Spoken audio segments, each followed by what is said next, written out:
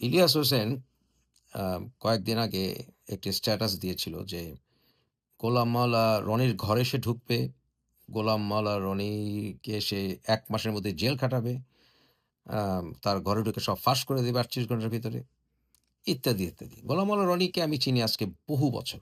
বিশেষ করে যেহেতু সে ঢাকা বিশ্ববিদ্যালয়ে আমার থেকে ৪ বছরের জুনিয়র ছিল। আম সেই হিসাবে অবশ্যই ঘনিষ্ঠ। আম তাই গোলাম মাওলা রনিকে স্নেহ করি। অতএব আম তার ব্যাপারে আমি কথা বলবই। এরপর ইলিয়াস একটা স্ট্যাটাস শেয়ার করেছে যেখানে গোলাম মাওলা রনির অ্যালিজেডলি ফার্স্ট ওয়াইফ গোলাম মাওলা রনিকে বলছে যে এখানে ইলিয়াসের কোনো বিষয় না। আম গোলাম মাওলা রনি তুই যদি তোর সেকেন্ড ওয়াইফকে তালাক না দিস ফারজানাকে, তাহলে আমি সংবাদ সম্মেলন করে সব বলে দেব ইত্যাদি, ইত্যাদি। বয়ে গেল। প্রথমত গোলাম মাওলা রনির ফার্স্ট ওয়াইফের ব্যাপার কি, সেকেন্ড ওয়াইফের ব্যাপার কি, প্রাইভেট লাইফের ব্যাপার কি, এটা তার পার্সোনাল ব্যাপার। কারণ এতে আমার ইন্টারেস্ট নাই। কিন্তু এখানে লিগ্যাল পয়েন্টের কিছু ব্যাপার আসে। কারণ ইলিয়াস বলেছে গোলাম মাওলানাকে সে ১ মাসের মধ্যে জেল খাটায় দিবে। জেলে ভরে ফেলবে। কেন? কিভাবে? হাউ?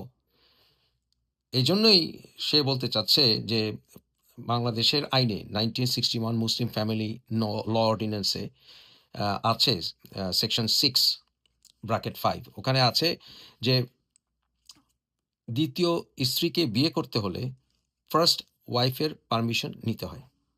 না নিলে এটা একটা ক্রাইম এবং সেই ক্রাইমে ১ বছর জেল হতে পারে সর্বোচ্চ, অথবা ৳১০,০০০ ফাইন হতে পারে, অথবা উভয় শাস্তি হতে পারে।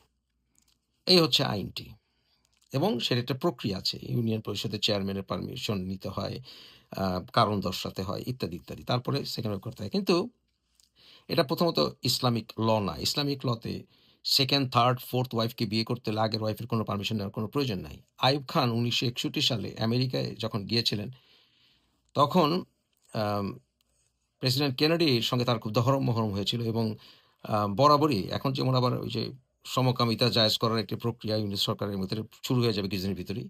ঠিক একইভাবে আমেরিকা তখন চাপ দেওয়া হয় ওই যে নারীর অধিকার আদায় ইত্যাদির একটি কারণে মুসলিম ফ্যামিলি ল অর্ডিন্যান্স এর প্রচুর অ্যামেন্ডমেন্ট হয় যেখানে এই নারীদের আম খুশি করার জন্য এবং বাংলাদেশে আ একাধিক ওয়াইফ বিয়ে করাকে বন্ধ করার জন্য ওয়েস্টের মতো করে আ এই আইনটি করা হয়। যেটা আসলে যদিও নাম মুসলিম ফ্যামিলি ল অর্ডিন্যান্স 1961, এটা আসলে অনেক কিছুই আছে প্রভিশন যেগুলি কোরআন এবং সুন্নাহর সঙ্গে কোনো মিল নাই। ওই সময় মোল্লারা এগুলির বিরোধিতা করেছিল। তাই প্রথমত এটা ইসলামিক না এবং ইল্লু পিঙ্কুরা তো ইসলামের জন্য জান দিয়ে দেয়। সেই হিসেবে বলতে হবে এটা ইসলামিক না।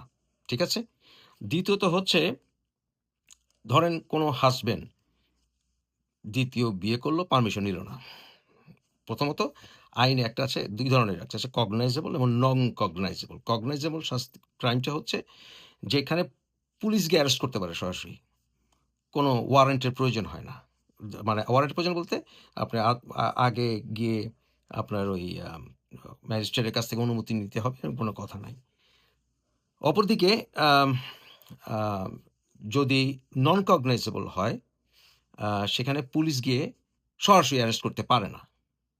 বুঝতে পেরেছেন? সেখানে আ আগে আদালতের অনুমতি নিতে হয়, তারপরে গিয়ে অ্যারেস্ট করতে হয়। এই ক্রাইমটি অর্থাৎ যেখানে কিনা মুসলিম ফ্যামিলি অডিয়েন্স এটাকে ক্রাইম বানিয়েছে, এটা ইসলাম বিরুদ্ধে একটা আইন। আম যদি 2nd ওয়াইফকে বিয়ে করে, তো সেটা ১ বছর সর্বোচ্চ শাস্তি হয়। এইজন্য এটা নন কগনাইজেবল, মানে পুলিশ চাইলে গিয়ে অ্যারেস্ট করতে পারবে না। এখন যদি ওয়াইফ ডিসিশন নেয় যে আমি আদালতে যাবো, আদালতের মাধ্যমে সেটা আ পরে পারমিশন নিয়ে ওয়ারেন্ট করাবো।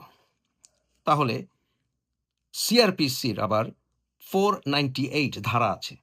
সেটা হচ্ছে অ্যান্টিসিপেটরি বেইল এবং এটা যেহেতু শাস্তি খুবই কম এবং সেটা চ্যালেঞ্জেবল শাস্তি, সেটা 498 এ খুব ইজিলি কনসিডারিং গোলাম রনির সামাজিক অবস্থা ইত্যাদি সব, যে কেউ গোলাম রনি হোক, যেই হোক, খুব সহজেই এটা অ্যাডভান্স বেইল নেওয়া যাবে। এটা বলে অ্যান্টিসিপেটরি বেইল নেওয়া যাবে। অর্থাৎ কাজের কাজ বউ কিছুই করতে পারবে না। আর দ্বিতীয়ত 2nd ওয়াইফ 2nd বিয়েটা ভ্যালিড।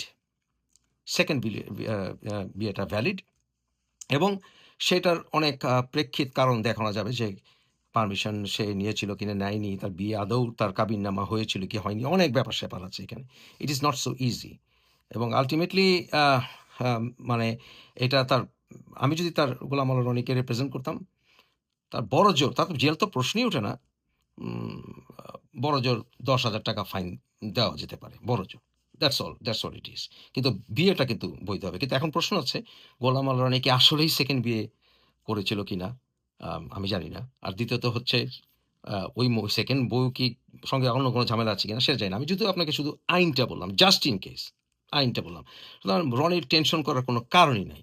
করে থাকলেও কারণ নাই, না করে থাকলে তো নাই বিয়ে। করে থাকলেও কোনো টেনশনের কোনো কারণ নাই।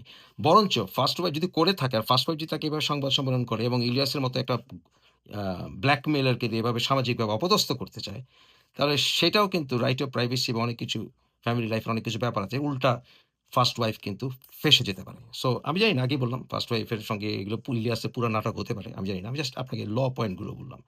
আ এইটার কারণে একেবারে রনিকে জেলের ভাত খাওয়াই দিবে। হাসির একটা মানে আমি হাসতে, হাসতে কথা গড়িয়ে গড়িয়ে পড়ছিলাম। আম আর আরেকটা ব্যাপার হচ্ছে যে ভুলে গেলে চলবে না, গোলাম মাওলা রনিও কিন্তু লয়ের স্টুডেন্ট ছিল। আমাদের মতো শত, শত লয়ার ফ্রেন্ড, ছোট ভাই, বড় ভাই থাকতে রনিকে এর কারণে আইনে নাকানো জীবনই খাওয়াবে। অ্যাবসার্ড! হাস্যকর।